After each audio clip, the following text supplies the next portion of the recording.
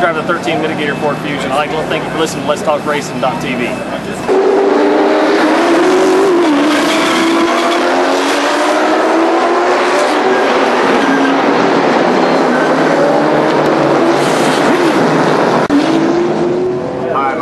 Jr., driver of the number 5 Kiker Motorsports Camry. Welcome to Let's Talk Racing TV.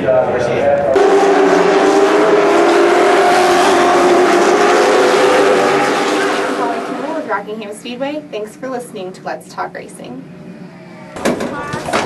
I'm Timothy Peters, driver of the number 17 Toyota in the NASCAR Camp World Truck Series, and you're listening to Let's Talk Racing.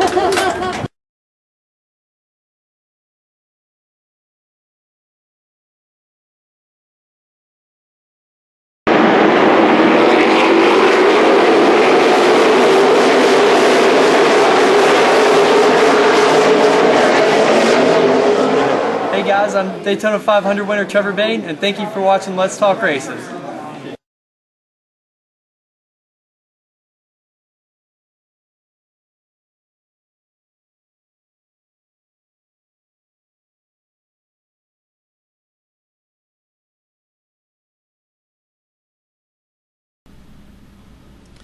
Welcome everybody to Let's Talk Racing. We have Jack Dodson, myself, and Mark Roberts in the house with us, come visiting for the evening, all the way from Virginia Beach. How was the drive? Rainy. Rainy? Yep. Why didn't you leave it over there with you? Yeah, I don't like rain over here close to the racetrack, so leave it on that side of the water. All right. Let's see, we had some birthdays we were talking about. Kelly Earnhardt Miller's birthday is today. Timothy Peters. Timothy Peters. Caitlin Shaw. Caitlin Shaw. Anybody else we can think of that's notable? That's the only ones I can think of. Who was it? Somebody else yesterday. Kelly Byers and somebody else had the same birthday. I'm trying to remember who it was, though. Kelly Byers. I hadn't thought about him in a long time. Remember seeing him when, 77. Parker Klingerman in the ARCA series. But he was at the Wood Brothers with JTG at one time. Yeah. And that's where I met him. But I haven't thought about him in a long time. I wonder what he's up to now, because he's not in the Charlotte area anymore. I don't know. I'll have to pop up on Facebook, see what his latest status is. I don't think he's in Charlotte anymore, because Lee used to keep up with him a little bit. But it says he's still a driver. I haven't even seen him in a car this year. I haven't heard him, unless he's just at local tracks. RandyHillRacing.com. Oh, he's gonna be in that car at Texas. Okay. There you go. Well, that must be his first race of the year at Texas. That's it. Okay. I wonder what Randy Hill. Now he had another driver at one time that he had all his eggs were in his basket. Man, they just thought he was the greatest thing in the world. And he went off, Casey Roderick. And Casey went off and drove James Finch's ARCA car in New Jersey at the road course and won the race up there, and just kind of went right out of the blip. You never see him no more. Look at this. They already announced the Larson will be driver of the 42 car. Well, that's what they say. It hasn't been officially announced. Oh, but it's as good as done, from what I understand. Number 42 driver on Friday. It's as good as done. What I understand, that's all that's going to do is just kind of, they're going to try to finagle some seats around at Turner Scott. Buscher's moving up to Nationwide. He's going to go in one of those two cars. Right. Now I'm hearing, I heard this afternoon that Brandt is only going to be on the car on the 51 for 3 races the rest of the year. Truex still has 2 races to run in that car. Yeah. And so I'm not sure how that's going to work out for next year, but I know Buscher's moving up, and Chase Elliott is going to get Buscher's truck. Hendrick's already worked that deal out to put Chase Elliott in the truck full time. Because his truck is basically out of Turner Scott anyway. Yeah. But it's a Bill Elliott racing truck. But it's just, hey, silly season. I love it. I love getting in it. Getting in the middle of that stuff and calling down there and talking trash and getting. So, any more Montoya going to try to still go back to Formula One or Indy? Montoya, it supposedly is going back to Andretti to run IndyCar. Run Indy cars next year. They don't see him back in NASCAR next year. I'm sure the fuel. I mean the air. The jet truck dryers will be glad of that. So I don't see him back next year. So, but he's already been replaced. It's just going to be interesting to see what happens though. Now that Kurt's over with Tony and that group, the 78 is open, which is basically a Childress car. I'm hearing Ryan Newman is probably going to go in that car because Childress wants Ryan Newman. Yeah. But he doesn't have a spot for Ryan Newman in his cars because it's already been unofficially announced that Austin Dillon's going to Cup next year. So, yeah, let's see. Atlanta, Austin's going to be running the 33, Landon Castle in the 40, so they're flipping.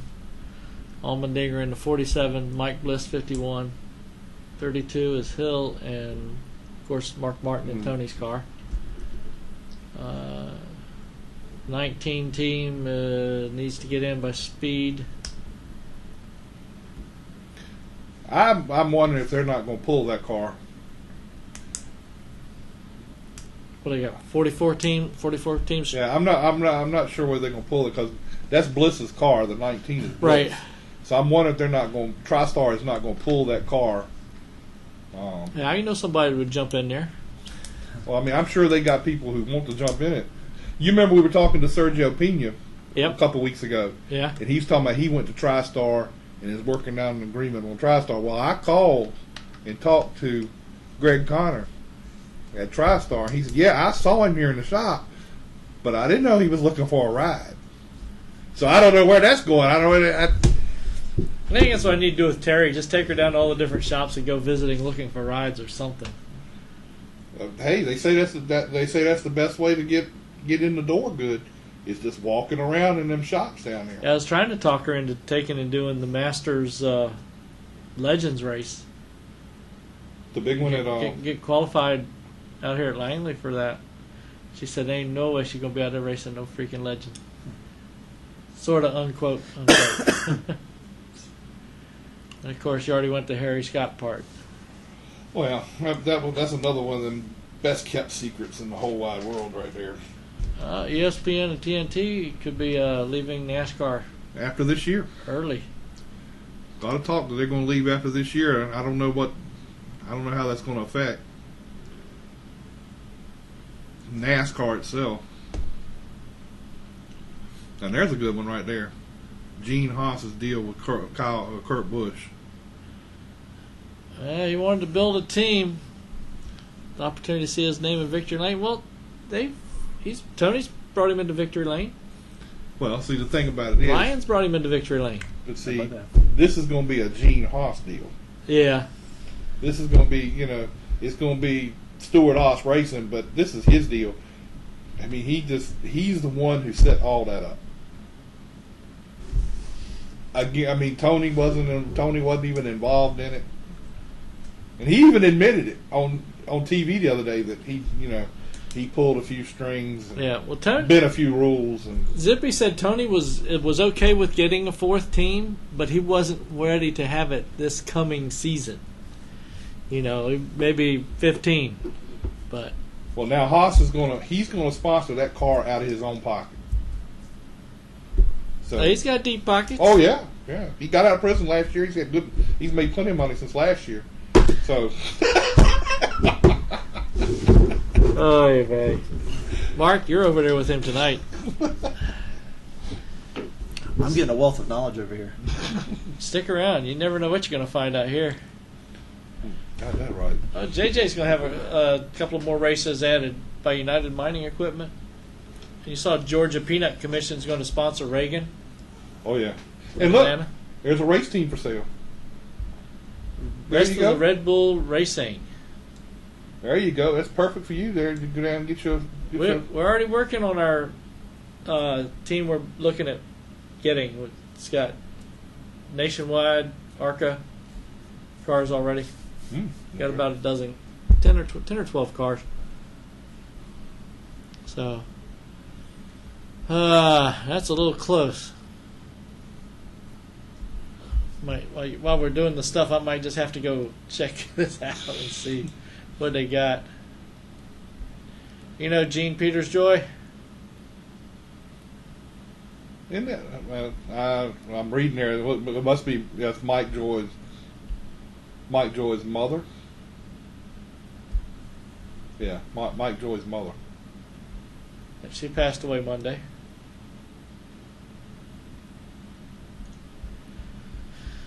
All right. So what else we got newsworthy? Well, that's about it right now. And just all the changes they're making, and You going to break him in good over there? hey, we're gonna break him in good. This is first time here. Second. Second time? Yeah, I was Second here time? 2 years ago with Kevin Adams. Oh God, that's been a while back. Yeah, that was 2 years Seen ago. Kevin lately? Have not seen him. Did you do anything with the Racing for Hope Foundation stuff? We did a little bit of advertising with him, and he helped us out a little bit with our Pro 6 program that we have going on for my son, which is now turned into another driver. But it was hit and miss. And I guess Kevin, as far as I know, I mean, he fell off the map. I hadn't seen hide nor hair of him. I don't know where he went to. I haven't heard from him either. I don't think I've seen him out at the track either. No, I haven't seen him at the track. But it's not like I'm there every week. You might be. Pretty much. I mean, the only other place we've been to this year is South Boston. So I mean, How'd you do out there? we did well. My son's running in the Wing Champ Series now, and we been there twice this year for 2 races that Bill Mullis set up for us at Sobo. And first race there, he qualified 7th, and I couldn't tell you where he finished. And there's some big fields in those Pro Wing Champs. I mean, we ran 30. We had 30 carts start the race last Saturday night. So that's a big field. Wow. Cool. And the competition is tough. It's really tough. So I thought I would be on my A game coming there. I think I'm falling in about the C or D area. So, but we're working at it and getting better week in and week out. So we Good look deal. forward to a big season next year with it. Well, we'll get back to you more with that toward later on in the show. All right. We're just feeling you out for now. Get a Yeah. little I this, thought we that, were and- live, man. Huh? I thought we were going at it. Look, we are live. We are live. We are live. It's just in about a minute here, I'm going to be calling one of our guests. Get them on here. I don't know. So. I only got 2 enemies, so it ain't one of them, is it? No, I don't think so. All right. Got Mike Wallace and Steve Bird. Nah. Okay. We're good. All right, now I'm gonna go back to the enemy thing here. you don't open up that can of worms. Well, the first one was my wife, so I didn't think we had to worry too much about that one. And the second one's myself. I'm my worst enemy, so. He got out of that one pretty good, but I still don't buy it.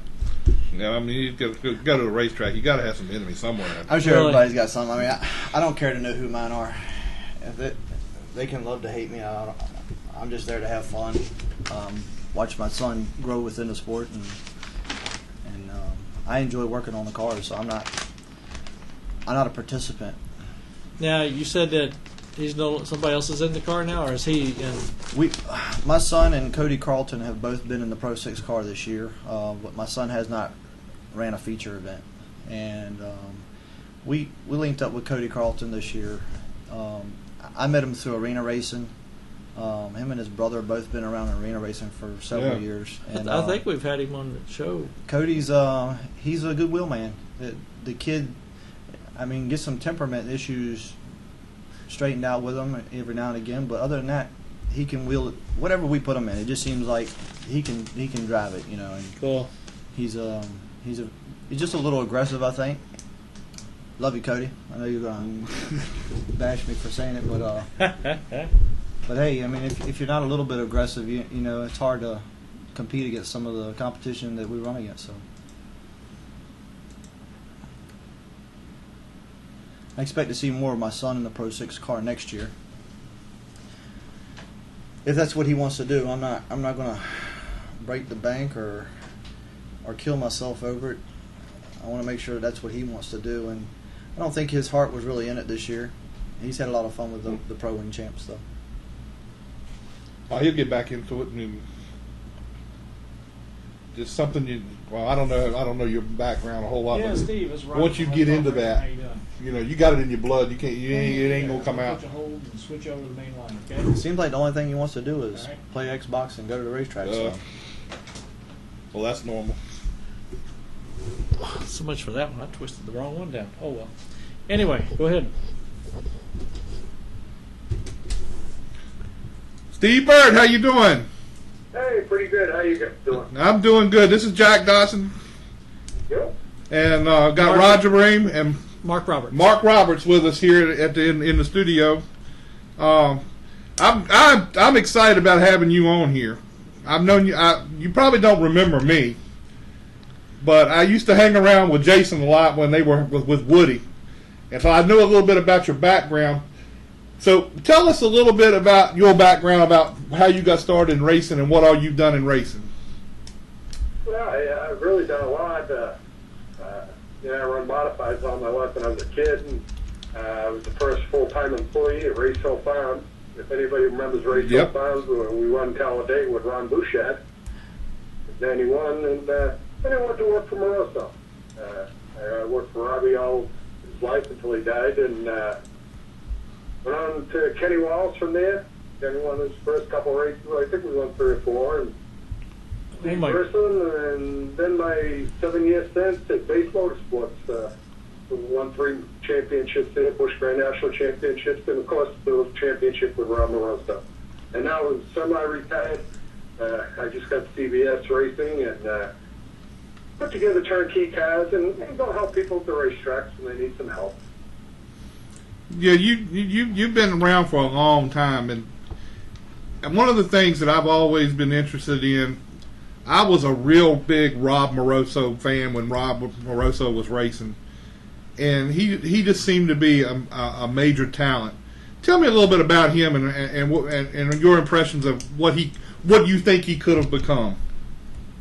Well, I can see he could have been real great, but you don't know because it didn't happen. Yeah. But the kid had talent. He really knew a car good. He knew what to feel into it. Great kid. He had a great father. I miss him and his father. His father had passed away too. Yeah. But Robbie was just he just had the knack. Just like Jeff Gordon does. And you've worked with several big name guys in what's now the Nationwide Series and won all those championships. What is different from now as compared to then? What is different in racing as far as you see it? Well, I guess you can call me an old timer now, but which I am. But then in racing, you were like a driver almost. You worked hard to get there. You had to earn your getting there. By winning race, being a good pit crew person, and then being a good crew chief. Yeah. You had to earn it. Now, you're an engineer out of school. You can just go right in, and they tell you what one thing they want done, and that's what you do. And the guys today seem to, if you bring money, you get a ride, and that just kills me a little bit. Well, it did. I think it does hurt the sport a little bit, but it takes a lot of money to race now. Parts cost a lot. The bad thing about it is that racing took a bad hit there about 4 or 5 years ago. And it's hard to earn a living in racing now.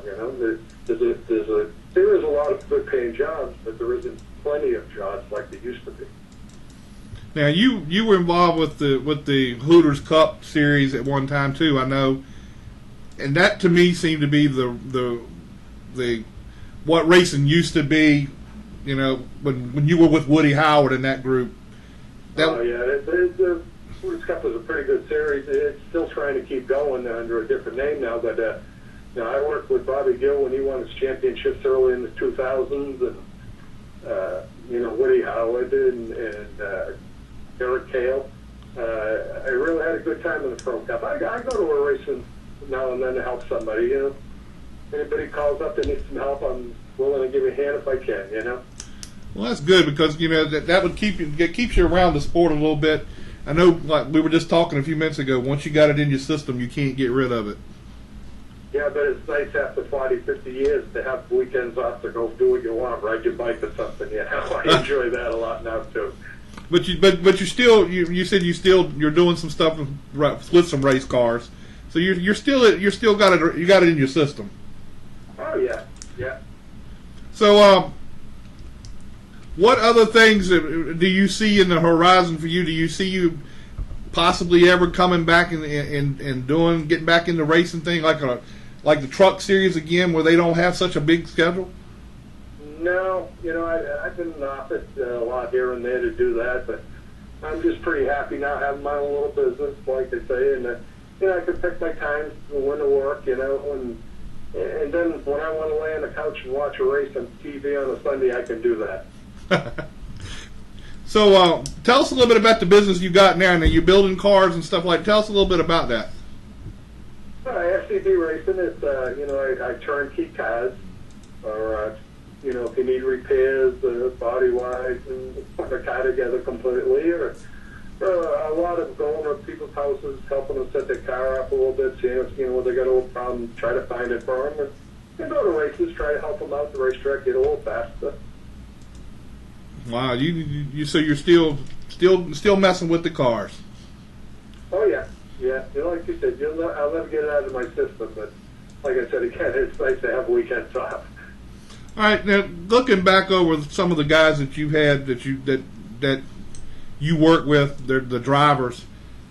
Who was one of the guys that you saw other than Rob that you saw that had a lot of potential, that could really be a good wheelman? Well, there was a lot of them. Johnny Benson was a great guy, smart guy. To me, he's one of the best. I'm sorry he got hurt there and didn't get no farther. But they were all good. Jack Spurg was real good. Randy, Steve Grissom, Kenny Wallace. Like you see Kenny on TV now, he's a riot. He was a riot when I worked with him for years. But they were all great. I can't single one of them out. I could probably say maybe Robbie had maybe the most talent, but they were all great. So, when you were working with Base Motorsports and won the championships over there, that was basically with LaJoy and Benson, right? Yeah, Johnny in '95 and Randy in '96 and '97. Well, tell me a little bit about what all has transpired in your career that you see now as benefiting other people in racing. Well, the first thing is, racing is a big obligation. You got to put a lot of time into it and a lot of effort. I tell young people when they work with me, not only when you're doing one thing, you're looking at everything as you go on. Mm-hmm. Everything's tight, or nothing's not broken, or get scraped up or hurt. It's all preparation in racing.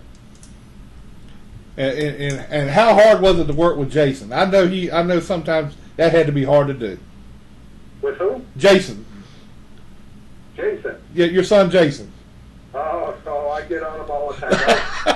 I know a lot of people, but a lot of people learn, and there's a lot of people who work for me. They're crew chiefs now, and I'm proud of them. They may not like it because I was so hard on them, but I taught them good enough to be a crew chief. That's good. I mean, you gave them some of your knowledge of what all has transpired through the years.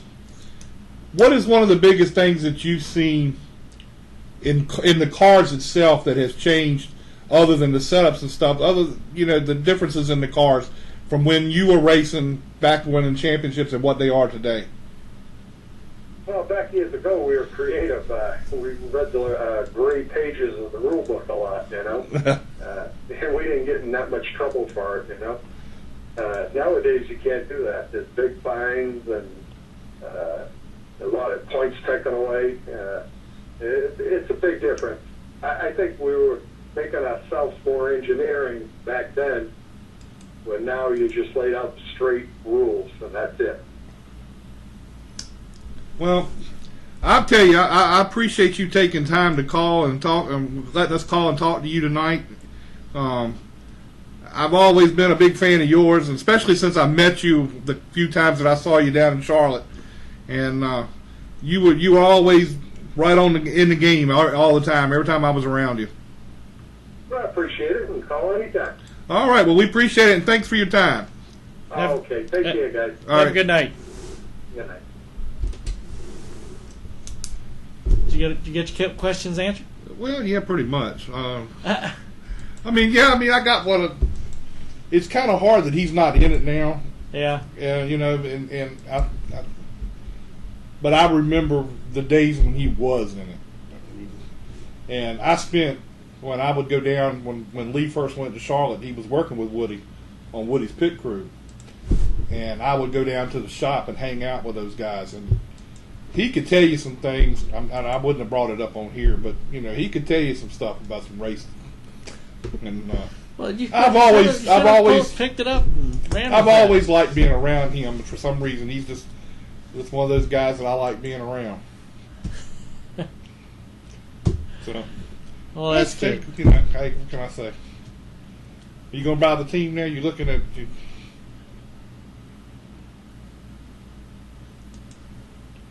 We'll help you go pick it up if you buy it. Yeah, I hear you.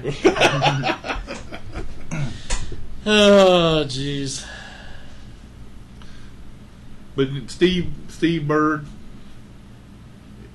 always had that mustache, and he was something else. There you go. All kinds of equipment that you might need. I don't know what that target's for, though. So when you get pissed that somebody took you out or something, you gotta have a little recreational fun, so to speak. Wonder where they got wonder where all that stuff is, because the Red Bull shop is now something else, and most of their stuff was bought by BK. So I don't. Who knows? I don't know if they're selling it by lots or if they're going to sell it piece by piece. Need some springs. Looks like it's numbered. The trays are numbered individually, and yeah, 20. Yeah, it's like grouped together. Like here's 30. These are all 29. That's 28, 27. Another 30 up, or that's 20 up there. 21. Huh. Yeah, you can go ahead and do that. You're gonna need some spare parts. Hopefully not. Thank you very much. We got pink springs. Terry ought to like this. if you're going racing, you're going to need spare parts. Yeah. We can hope all we want to. Not if we're beating them and they're going into the walls. And the best laid plans. Best laid plans. You will need stuff. Oh boy, they're getting up there. The only thing I hate about when you start going and shopping parts like this, you're going to have to go and say, all right, which of this stuff is real? What's good? What's used? You got Rick Hendrick at Hendrick Motorsports. They have a used parts they sell used parts in one of their places now. They're at Hendrick. Jack Roush has a place where he sells used parts. I was talking to Lee the other night, and he's talking about at Hendrick, there ain't no such a thing as running something two times or doing something twice, because they're going to take it off and they're going to get rid of it. Yeah, they've run most of their stuff. They run once, and he was talking about they order 200 tape measures and for each team to start the season, they put 200 in there, and they end up having to get more during the year because they know they're going to lose them. So they don't. I mean, they don't even keep up with them. They just, when you get down to where you need some more, they order some more. I told Lee, I said, man, they could make some. They could save some money by not doing all that crazy stuff. He said there ain't no such a thing as a budget down here. I think I have 378 things up for auction.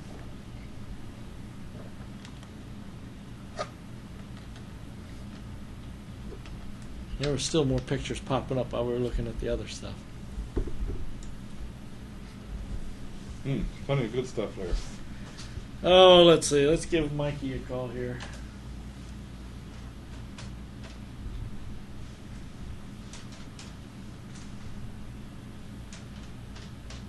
And take some of them coilover springs and try them on my Pro 6 car.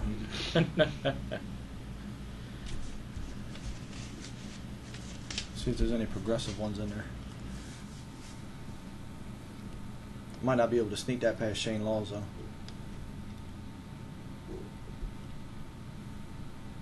Yeah, is this Mike? Mike, this is Roger with Let's Talk Racing.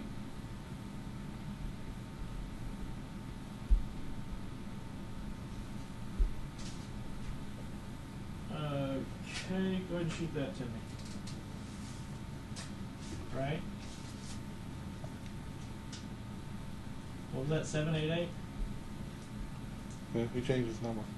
Run the last 7 again. I only called up 4 digits. Yeah, say it out loud. Give me the number again. Don't say it out loud. I did that one night on here. I'm gonna have to text him because he couldn't hear me.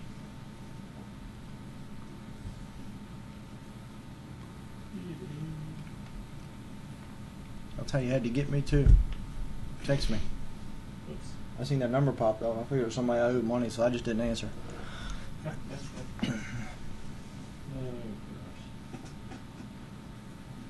gosh. You don't owe people money on racing and stuff, do you? Racing don't make you owe nothing, does it? It ain't expensive or anything. It put you in the hole quick. I know. Believe me, I know.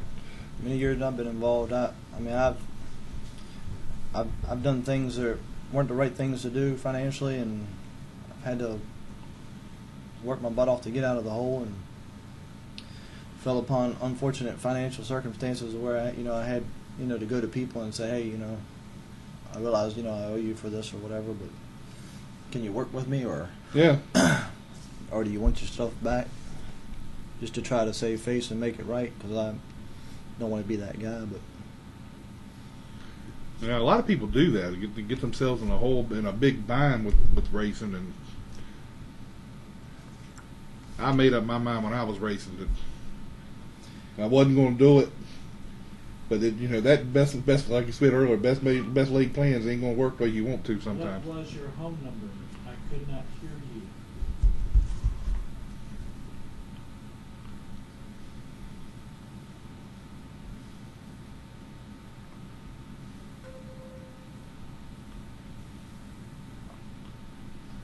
Anywho, see any other parts you like here?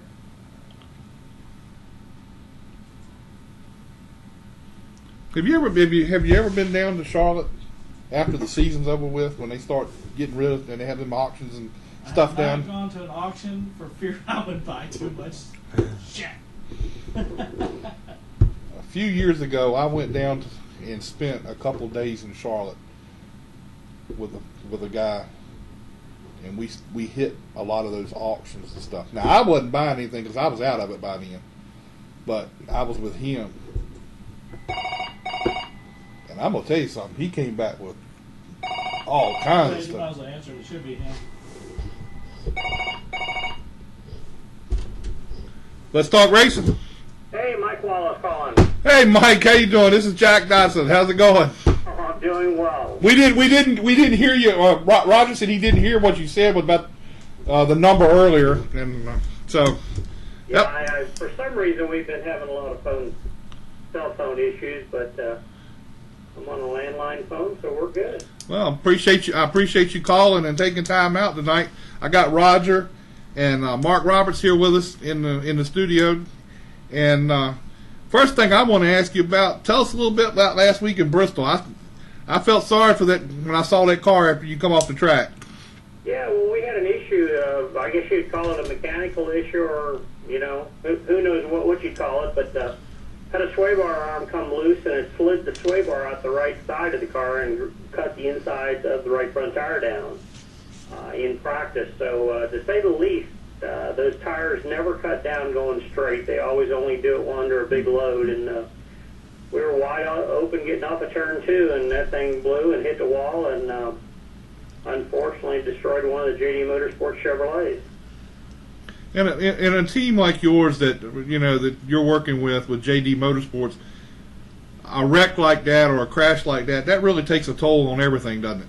Well, it definitely does. We're a very small team, and to clarify that happened in practice. So we did have a backup car, and we did get to run the race and all that, but it just puts the team way behind. We're kind of understaffed already and underfunded, and so anytime we remotely even tear up a fender on a car, it puts us behind. So when you come to a point of knocking a front clip off of a car and having to put the whole right side of a body on and all that, it gets us way behind personnel-wise, time-wise, but financially. The car was there with very little sponsorship dollars on it, and it's a real challenge. But I have a great car runner in Johnny Davis, who I don't know how he does it, but he stretches a dime into $10 somehow or another.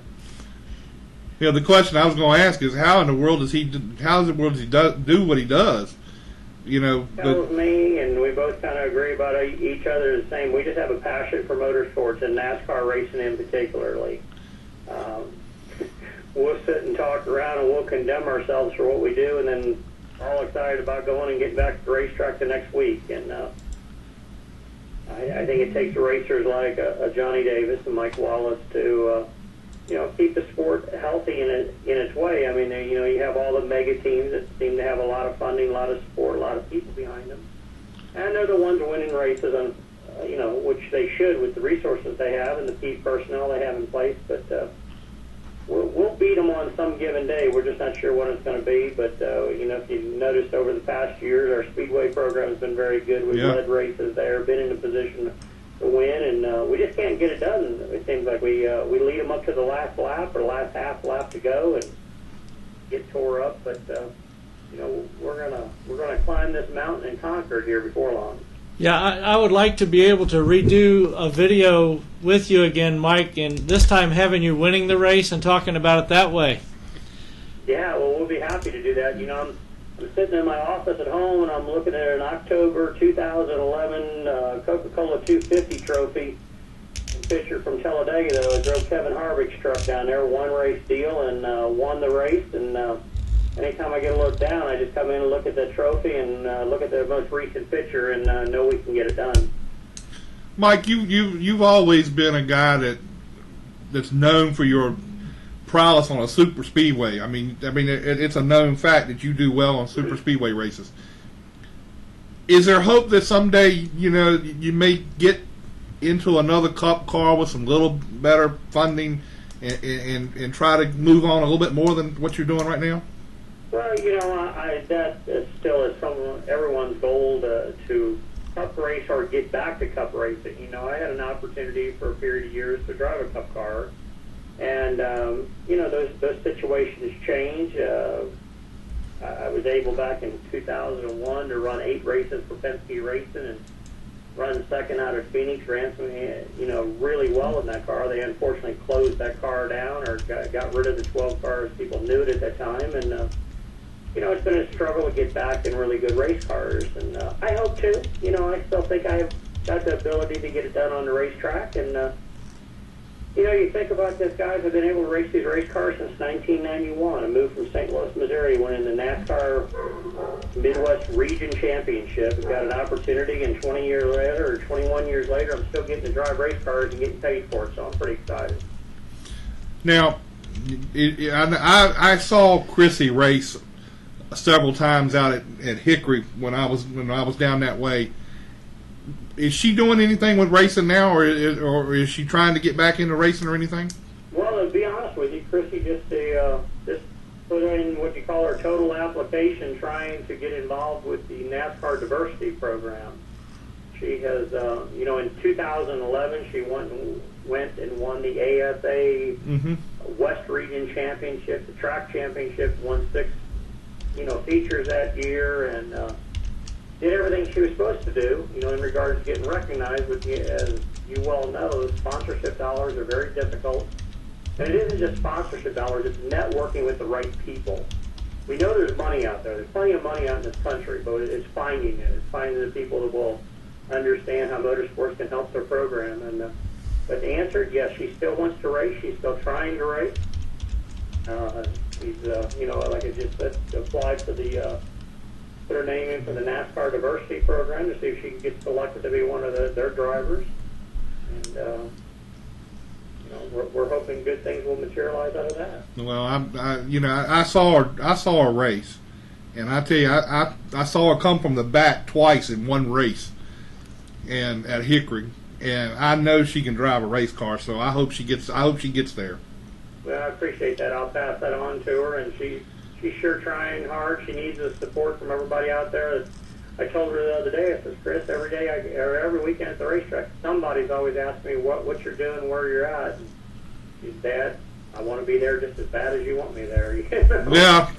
Yeah. And, I would just like to see it from a father's perspective, that you have a child, in this case a daughter, and I have a son that's racing also now, but Chrissy, who's very talented, and would love to see her have that opportunity to, one of the two, prove that she can get it done, or prove that she can't, one or the other, and I'm pretty confident. I think you've seen, as you said, you've seen her race, and I think in the proper equipment with the right support behind it, meaning not just financially, but people working on the cars, she could be a winner in NASCAR racing. I believe she could too, and I'd like to see her get a start like in the K&N car or something like that sometime. That would be great.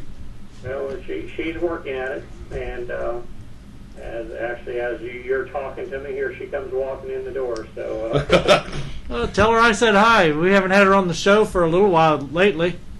Well, I'll pass it on to her. And actually, she's walking outside talking to Matt, her brother, and Matt's driving a late model car that Chrissy won that championship in over at Lebanon, Missouri, and he's won 4 late model races this year, leading the NASCAR state championship, and just a few points out of the track championship. It looks like Dad's going to have some, expenses. We were talking about that earlier. Dad's going to have some expenses with these people racing. Well, one thing they've realized, Dad doesn't make the money he used to, so he's not going to be able to fund anything. They realize they got to find their own funding, and of course, we'll use the word funding, sponsor support, and they're trying. They're understand there's no easy way in this business. No, but the sad part about it is that this day and time, a talented driver that doesn't have money doesn't get seen very well. Yeah, and it isn't just young drivers, middle-aged drivers. Well, that's true. Yeah. Experience. My little brother Kenny had made a comment. He's got 3 more races lined up for this year that he has found funding for, and he said that will give him 900 starts, and he says, I'm not taking a sponsor at anyone from here on after those 900 races. They can pay me if they want. Well, that's okay. That's the way to be. How is it being Kenny Wallace's brother? I mean, that guy is off the hook sometimes. I love his Twitter stuff. I love watching him on TV. I mean, he's just got to be a ball of fun every time you're around him. Yeah, he's just, he's been that way his whole life, to be honest with you. If you want to use the word, he's been on at any time you ever run across him. And he's humorous. And I think what happens, a lot of people don't realize it, but Kenny just says the stuff that everybody would like to say. Right, yeah. He just tells real-life stories. He doesn't mind telling you that his wife's mad at him that day. You got that right. He'll tell you a little more than that sometimes. I've gotten a few good stories from him. Like that, and it's like, wow. And you're going to yourself, I wish I could have just said that. I tell you what, Mike, I have gotten a lot of good stories from Kenny over the years. Every time I think about talking with him, I can't help but smile.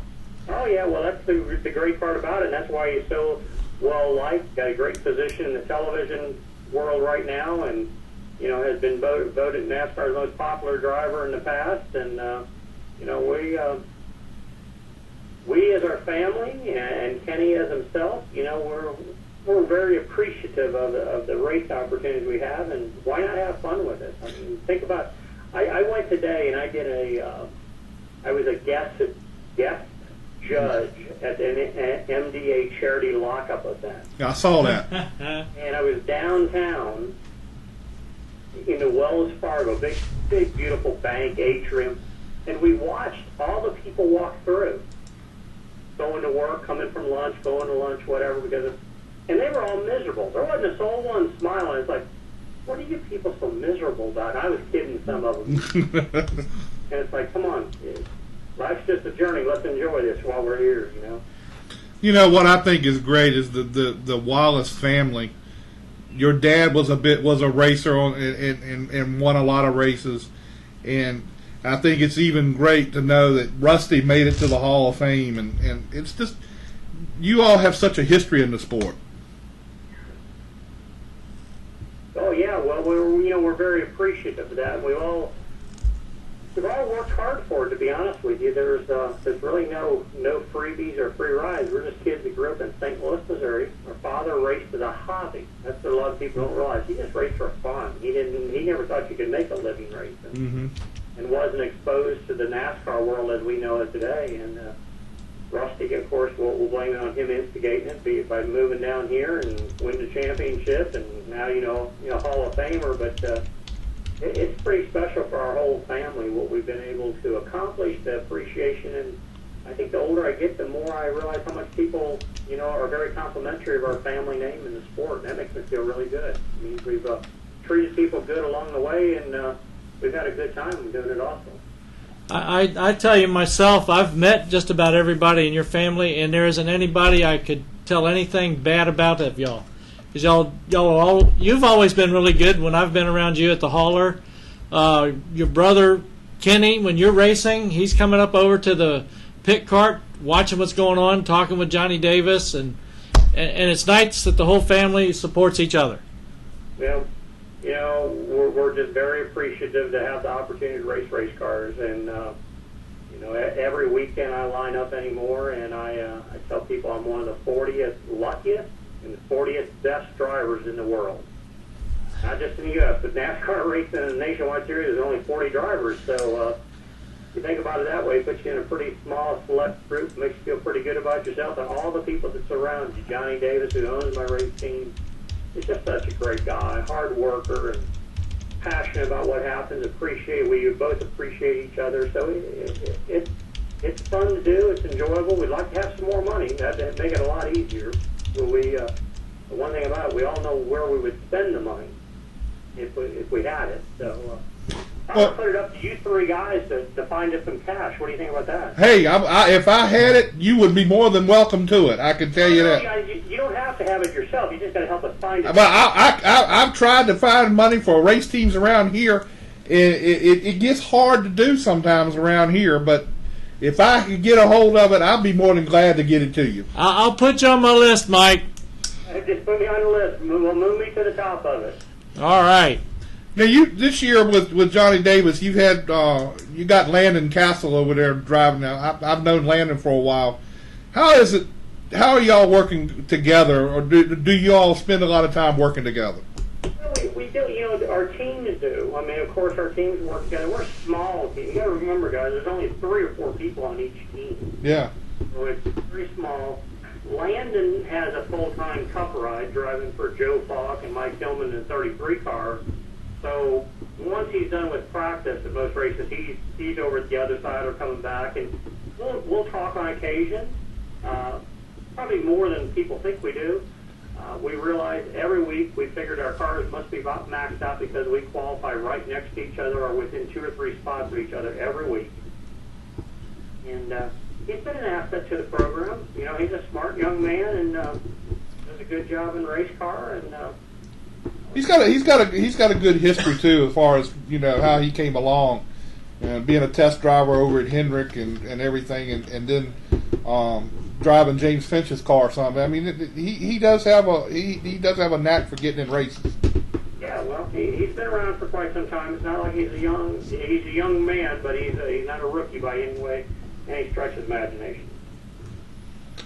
Well, we appreciate you taking time to call tonight and talk to us, and I've enjoyed it. And I tell you what, I'm really appreciative of the Wallace family and all they've done for racing. Well, thank you very much. And as you were asking about Chrissy earlier, she's standing right here at the door. Would you guys like to talk to her for a moment? Sure. Sure, we'd love to. All right. Well, I'm gonna, as they say in the radio, is this how they say it in the radio world? I'm signing off. Okay. I'll see you at Richmond. All right. Thank you very much for being at Richmond, and to the world, here's Chrissy Wallace. Hey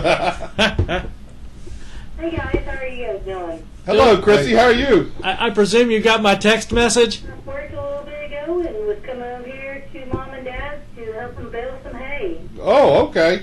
So they're putting you to work then? Yeah, kind of got to do something to help them out. Yeah, did you? I take it you caught my text message I sent you a little bit ago. Actually, I have a new phone number. Oh no! I actually wound up getting a new phone number not too long ago, so I don't have the same one still. All right. Do you still have my number?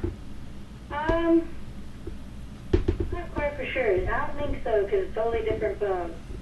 Well, when we get off the show, I'll call your dad back at the number and give it to him so you can text me your new number. All right, terrific. I'll do that. All right. We were talking to your dad earlier, and I told him that I have seen you race at Hickory several times when you were at when I was down around the Hickory area. I saw you race there. I saw you come from the back twice one night. You're a heck of a driver. What do you hope you're going to get soon? Or do you think you're going to get a chance to get a ride soon? You know, I'm hoping that opportunity comes. Once again, it's all due to sponsorship. I think I honestly, in the few races that I have been able to run in the NASCAR series, as far as the Nationwide series, the Camping World Truck series, and of course being able to run in the ARCA REMAX series, I think those races there that I've ran, I've accomplished something. I've proven that I can hang in there. I can run up front. I can lead races. I mean, my first race at Martinsville for Germain Racing, I was running 8th there in the truck race and got black flagged due to a little piece of a bumper that was like 8 inches big hanging off the car. You know, but once again, I believe in myself, and I think the people that helped me and supported me out through this time till now honestly believes in me and thinks that it can happen. So right now, we're just trying to keep my head straight and stay forward and try to find those sponsorships and try and get something to, you know, maybe run in that 4-car with Landon and be a teammate to my dad in the 4-car this year if we can find the sponsorships. If not, try to find something to run with a late model. So have you been doing any racing this year at all, or you just... This year I have not been able to race. Of course, don't have the sponsorship money. I took the obligation to go ahead and get a full-time job, so I'm working every day, and I raced last year with Robbie Hamke in the PASS series, in the Super Late Model series, and the year before that, in 2011, won the ASA Midwest Championship and the I-44 Speedway Championship my first year there. So, you know, for the past 3 years, I've got to do some good things with racing, but right now it's just struggling a little bit, and if I could find that sponsorship money, I'd be back out there and giving a run for my money. Now, your dad said something about you were trying to get onto the diversity program coming up with NASCAR. What are some of the things you got to do to be into that program? I mean, other than the normal stuff. I mean, they have you do a full package about yourself before they even think about having you get in the car. And what I mean by that is they want you to have a 5-minute presentation about you. Then they want you to have another 2-minute video of what you've done on and off the track. Of course, got to do a lot of photo shoots and things done with that. So there's a lot of requirements, and they want you to take your whole background from what you've raced, and starting from your last race, which was fine last year in Hickory in October in the PASS series. So I had to start with them and work my way back on my results, list everything on there.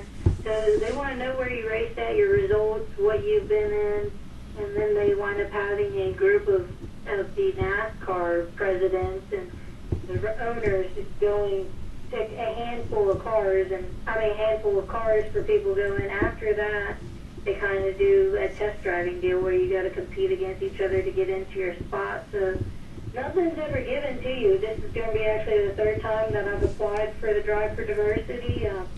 First time, you know, they said my last name had too much, and then 2 years ago I applied for it then, and I had too much experience, they said, with running the nationwide series. So I'm hoping with not really racing anything at all this year that I can get an opportunity and to make NASCAR Drive for Diversity program successful, and I'm pretty happy. Well, I sure hope you get something soon, because I think I think you're a heck of a race car driver, and I really would like to see you get in a car. I would love to see her October, if they're still doing it at Langley Speedway, because that's where they usually do the final testing in the cars. Yeah, that's what I've been aware of and been told that's where things are going to happen at. So, you know, I'm thankful that it's actually tracks that I've been to. So I am familiar with those tracks and been there a couple times. Finally, I haven't been there a bunch. I've been there a couple times, and you know, I feel comfortable and confident in myself that doing and running the late model at those tracks and competing in the K&N series, if we could get that opportunity, would be pretty successful for me. And you know, hopefully we could make the next Drive for Diversity champion or something. Yeah, hey Chrissy, this is Roger. Get up with me later on. I might be able to get you up with a couple of late model drivers at Langley. If possible, try to get you a little seat time out there. Yeah, definitely. I mean, we're always looking for opportunities for me to get in a car with renting something, or you know, or going out there and testing a car. Anything that could help me out, and of course, willing to rent a car. Hopefully somebody's listening that would be willing to put me in a car for a race or two, and you know, they can contact me at www.chrissywallace.com and shoot over an email, and check that pretty frequently. So if anybody is out there willing to help, that's a positive way of getting a hold of me. Well, we're going to do whatever we can to help you if we can. Well, I appreciate it, guys. I mean, it means a lot to me that there's people out there willing to help me, because it's hard to come by that these days. Yeah, your dad, we were just talking to him, and he wants. I've already put him on my list. I'll have to put you guys side by side, because I can't tell him I put you over him. Yeah, don't tell him that. Please don't. Because, you know, whenever I beat him in the truck race at Talladega, it's pretty hard on him for that. Uh-oh. Hey, you going to go to the Richmond race? Dude, I'm sorry? Are you going to the Richmond race next week? No, actually, I'm lucky enough that I wind up getting off work Wednesday through Saturday or Wednesday through Sunday, actually, to go to the beach. So I will be going to the beach for a few days. It's the first time I got to go to the beach this year, and I'm going to go there and enjoy myself. Well, I don't blame you. I don't blame you a bit. Well, This working and stuff, it's, you know, I prefer to race, but don't we all? I'm going to go to the beach and relax for a couple days. Well, I don't blame you a bit for that, and working like normal folks ain't you know, it ain't all it's cracked up to be. No. So I mean, so people know. I mean, all race car drivers don't just race; they wind up having normal jobs too. And so yeah, it's not what it's made out to be. Definitely understand that, but I love having my job, and I'm gonna continue working. Very good. Well, we appreciate you taking time to talk to us tonight, and we'll see what we can do to help you out sometime. All right, terrific. Thank you guys. I appreciate it. Yeah, I sent a text to your dad so that he could give you my number. All right, terrific. I will get it from him. All right. Have a good night. Guys, have a good night. All right, you too. Well, you got a 2-for-1 deal there. Got a twofer. 2-for-1. Now, you know, we got this man here, and we ain't even talked to him much. Well, we still got time. But hey, Al Pierce is not around, so that's right. He's gonna sit there and say, "Oh, I'm hungry now." Yeah, I was looking at 7:59. I was thinking like out there for a minute. We can spend a little more time with him. We had a warm-up session at the beginning. Give us a little bit of background about yourself, Mark, as far as how you got involved in all the racing and everything you're doing now. Well, I started out in the late 70s, early 80s. Actually, my first race I ever attended was at Southampton Motor Speedway. And a neighborhood friend was racing on dirt there. And I went with him one time, and that was all it took. I was done. I was building a car the next season. And but I didn't want to race on dirt, really. I was so hooked into NASCAR, and I wanted to be on asphalt, so I built a Grand Stock to run at Langley Speedway. I ran 4 races there. I got my feelings hurt all 4 times. Was that a 55 car? No, it was a 27. 27? Yep. Ran in the Grand Stock division, and back in the days of Roger Bress was there. I remember him. I think he was winning most of the races when I was there. John Hicks, Gordon Weeks. Yep. I used to sponsor on Hicks's car all the time. Yeah, I couldn't get one of those sponsorships like that. I didn't smile pretty enough or something. I hate to say this, but I did buy one of his cars for him. So, boy, I should have saved that money and put it to my car. I'd probably had a better one. I did the 4 race thing there one season, and I decided that I needed to go cut my teeth on dirt, and I went and cut that car up and made it into a dirt car, and we raced at Dixieland for a good 10, 12 years. And that's where I learned to wheel, and I left there and went about doing some other dirt tracks, and finally came about to when they decided to. I was racing at Southampton when they decided to asphalt it. Me too. And said, why not? So let's give it another try. But I wanted to jump in it big, so we went into late models and gave it a shot for about a year and a half there in the late models, and of course they shut the track down. Second year I was there. Yeah, and I think I visited a couple of the races out there. We hopped over to Motor Mile and gave that a shot for a few weekends, and actually Sean Beluso ended up in my car because I didn't know if it was me or the car, and I was looking for an experienced driver to get in there, and he was nice enough to jump in it for me and give me some advice as to whether or not it was me or the car. I guess where he finished at, it must have been the car. So, but I know Sean real well. He lives down around the corner. Yeah, pretty tough competition. I worked for Sean Beluso on his race team for many, many years. Helped him out up to until my son, at the age of 4, come to me and told me he wanted to race. And so the late model and the hauler and everything kind of went out the back door, and in came the kid karts, and we started kart racing, and we're still in the kart racing now. I pride myself a lot on working with younger kids. Right. I got a couple of them that I'm helping out right now. One of which is just did her debut in a Bandolero car this past weekend at Langley Speedway, Autumn Weaver, and she's coming along very well. And I worked with her this past season in the arena racing series up in Richmond, and she finished. I think she finished in the top 3 pretty much most all the races, and she learned a lot and made a lot of progress throughout the season. She's going to be running again this year in the arena series, and I'll be there to help her out. Her and her dad, Jody Weaver, is Jody helps me out with some other stuff for my son, and I help him out with his daughters. The thing we've all found out with the young kids is they won't listen to their own parents. Yeah. So you buddy up with somebody and you say, hey, you talk to my kid and I'll talk to yours, and we'll get them to go do what they need to do. You would not believe, and it's just not like local track stuff here. I'm talking about other people up in even in Nationwide and Truck Series as well as ARCA and all the way down here. I hear it all the time. Hannah Newhouse, her dad races. When they get to racing against each other, it's a family feud. But he tries to help her. She won't listen to him. It's got to be from somebody else talking to her to tell her what has to be done. Did that really happen when families have a feud over racing? I mean, on the track. Yeah. You ain't never seen that before. Oh, I have seen that before. I was getting ready to say, tell me something you ain't seen that. It's almost like you're dealing with your sibling, like your brother or your sister, and you're trying to tell them how to do something. They don't want to hear it from you. Now, the Savages, they work out pretty good together. Cliff and John. Mm-hmm. I don't think I've ever seen those two get into any on-track issues. I won't say a whole lot more than I have. Oh, you have? That's fine if you have. I have had on-track issues with a sibling. So you have, yeah. So I know. I've had one of your siblings driving for me. So we got another kid karter that we're working with right now. His name's Robbie Pellet, and the kid is. I've seen with a lot of the kids that I work with, I can pick and choose the ones that really stand out in my eye, that I can say that they got what it takes right off the bat. And there's a lot of kids that come in and they learn it, and they develop into it. There's some that just get into it, and it's like they've been doing it for 4 or 5 years already. And Robbie Pellick is one of them that I can say that the kid is.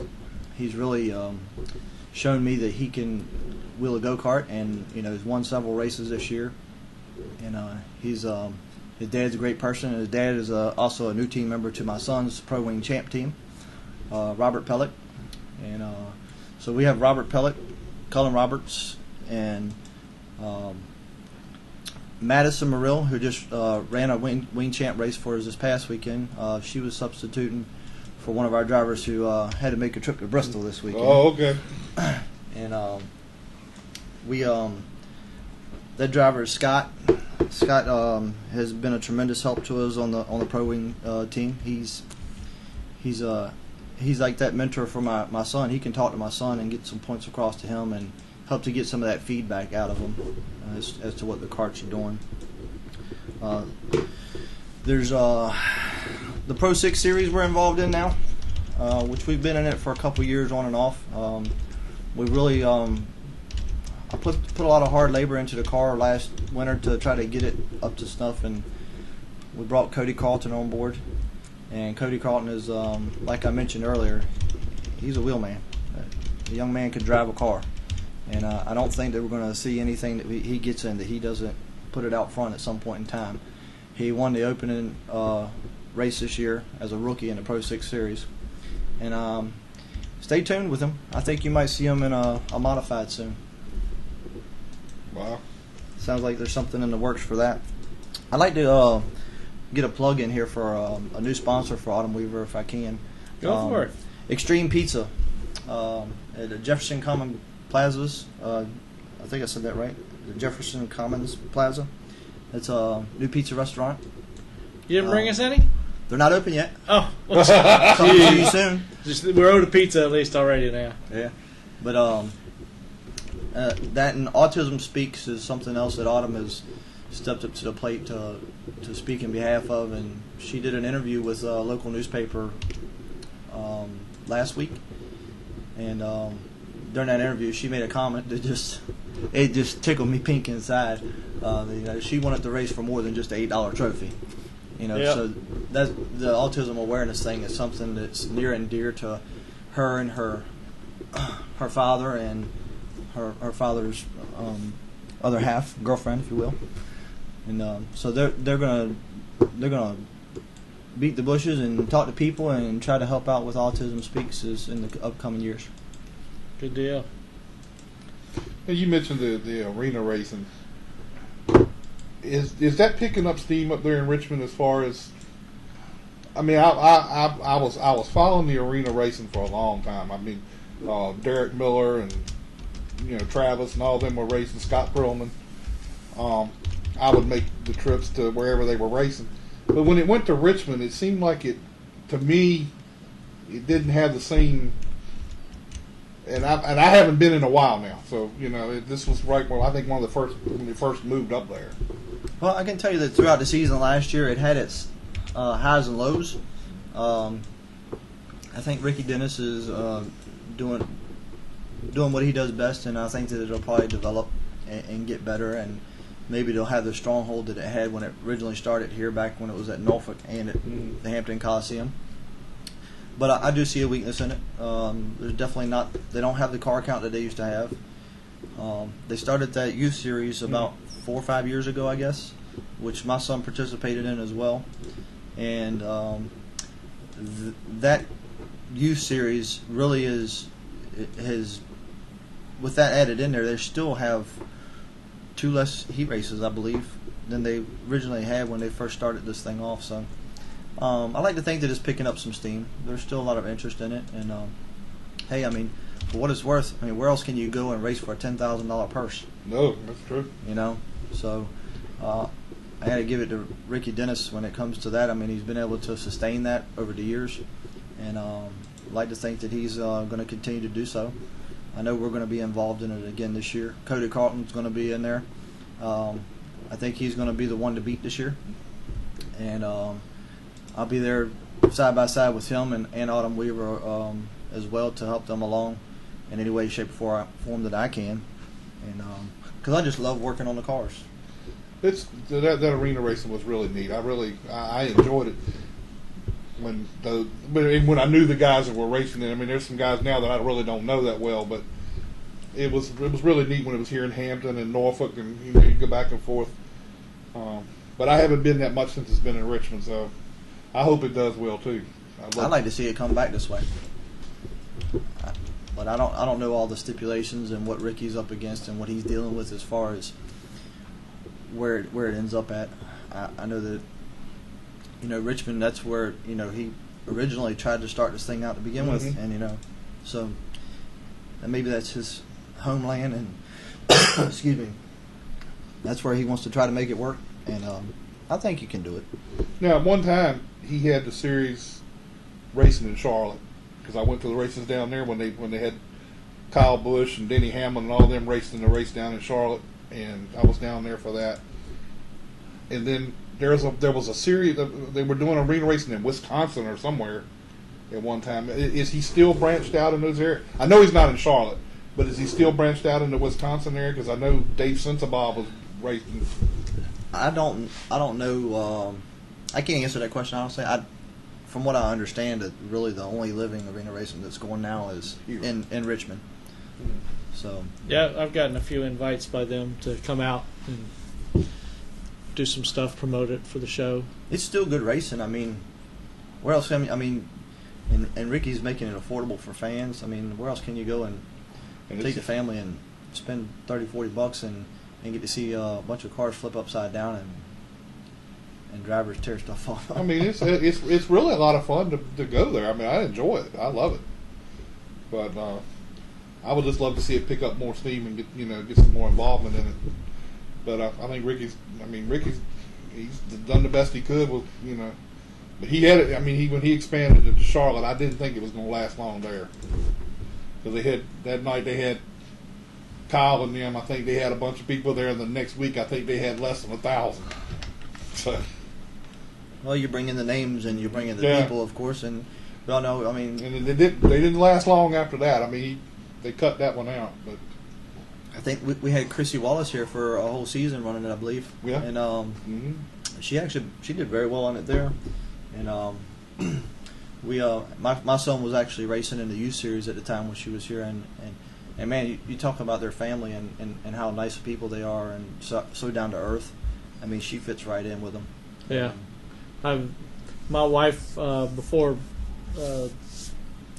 Kenny and Mike's dad passed away, my wife had the enjoyment when we were out at Richmond one race weekend, and we were parked right beside his RV, and she had that made her day, was being able to sit there and just to talk with them and just have a good old time while I was inside doing all my media poop.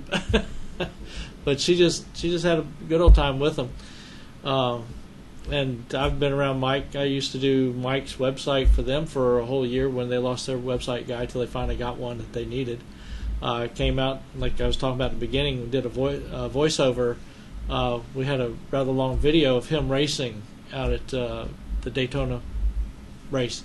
And he was up in front a few times, so did a nice big thing. You'll find it on YouTube somewhere.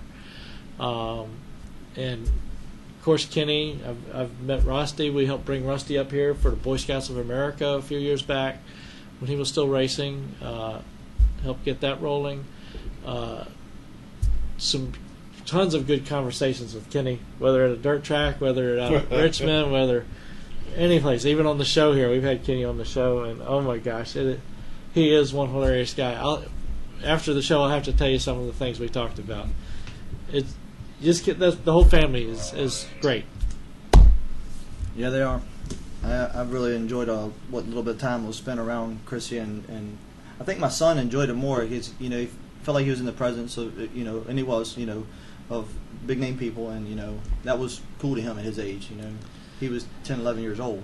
Yeah, that's like that's being Chrissy Wallace, and he was like, Dad, she said hi to me, and it was just really neat to him. So. I mean, it's like if you're a sprint car driver and all of a sudden here comes Tony Stewart, Casey Kane, and a couple other guys to go race that track for the weekend because it happens to be near the Cup track, and all of a sudden, you're out here, holy, what the heck, Yeah, I had to start taking my son to the Denny Hamlin showdown and let him get around some other people and rub elbows with him, so he didn't get too overly excited when he met people. But he's done well with it. And I look forward to a 2014 season and the Pro 6 Series and the Wing Champ Series with my son. That's ultimately where my heart is right now. I mean, I help a lot of other people. I have a lot of other people help me as well. And but I look forward to next season really concentrating on my son in the Pro 6 car and his Wing Champ run. I like to say we want to run for a championship, but man, with 30 Wing Champ cars out there, who knows where it's going to fall? I think we've only had one driver this year in that Wing Champ Series win 2 races. All the other races have been won by different drivers. So it's a tough field out there. But with Cody Carlton and Andy Graham, I want to mention him. He's been our crew chief on the Pro 6 car this year. Those 2 guys, they really have stepped in and tweaked on that Pro 6 car and got that car where it rolls the center so much better than what we ever had it rolling it. And we don't have the horsepower that some of the other teams have out there by no means. And it's not all about horsepower at Langley Speedway. I'm a firm believer in that now. You couldn't have told me that a year ago, but I know it now because I know what we have under the hood of our car, and we can make that car go fast just by rolling the center of that corner of that track. Well, I tell you what, I don't know if you were looking when I was watching here, but if you got a Camping World truck, you can go up to the Canadian Tire Series. Don't even have to race it in to make it. They've only got 30 trucks. Darn. I thought they had more than that going up there for that. That's the inaugural race up there, too. Let's see, well, they said they got 30. I say 31 listed, but they're still. Yeah, but the 84 is a TBA, so yeah. Let's see. Brennan Newberry, he's still going to be out there running. I find it interesting. Jennifer Jo Cobb owns a truck and is going to be racing a truck. She's got Chris Lafferty driving one. that's the starting part. Yeah, I know. That's usually Carl Long. It's out there too. I didn't know Carl Long was going to be doing the truck racing. Yeah, he's been doing trucks and nationwide. Anything he can scoop up on. Remember our discussion we had with him? Anything you do, just can't do it in Cup. And the sad part is I don't know if he told you, but the fine was against his crew chief, but because it's their race team, they got to bite his bullet, so to speak. But yeah, hey, somebody wants to get their truck out there and go race. Be the perfect time to do it. Yeah. I'm retired. Just got to do it up in Canada. And this would be. I would love to try to run a road race. Back when I was running late model, we were trying to get the city of Hampton to let them do a road race. There was like 5 of us working with the city trying to set up a late model road race. Wow. It would have been spectacular. You know, that's another thing that the Arena Series had when they started off too, was that race downtown Norfolk. They did that on road course thing there. Huh. Something else that, I mean, if Ricky could get that something like that going in downtown Richmond.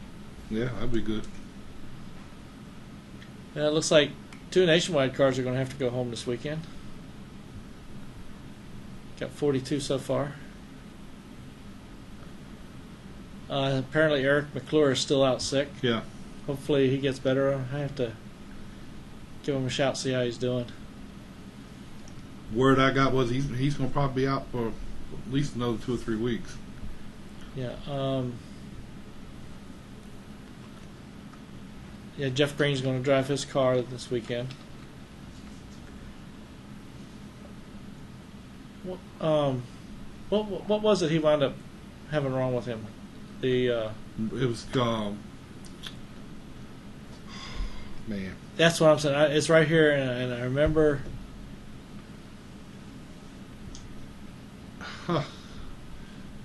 I can't remember. I can't remember now. It was renal shutdown. Yeah. Renal Here it is, shutdown. right here.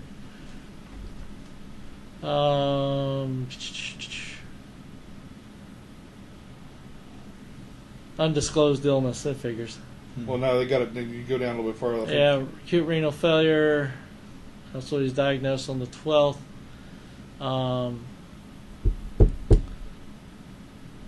Let's see. He's supposed to be going home on Tuesday. That was back on the 20th area.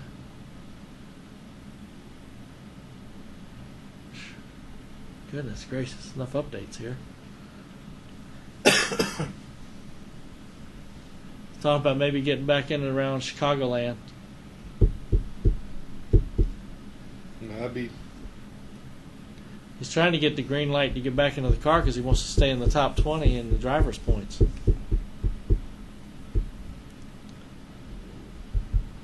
Well, they'll be watching him close. Yeah. Eric's really one of the other nice guys I've met out there. He throws some kids, let me tell you, some girls. He's got what, 4 girls now? Mm-hmm.